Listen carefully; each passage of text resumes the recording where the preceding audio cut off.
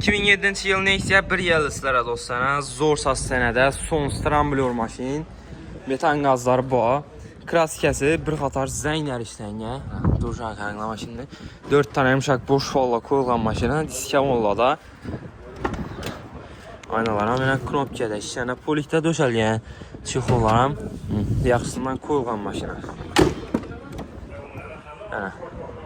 Salon qısımlaram. Taza tutdu, özünə zavad çıxı 27-kində kantaşıya tutdu maşın. Gəlib edək, körübala var əslənə. 2007-ci il.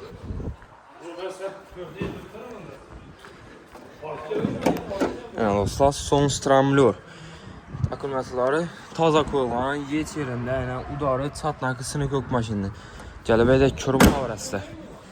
2007-ci il maşın. Baxası 52 milyon son, naqd pul bozu üstündə gəşdirib bərəmiz.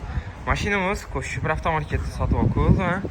Gəlib sodalaş üstündə xərid qılar əslən. Maşinlarımızdan vibralarımız yok dostlar.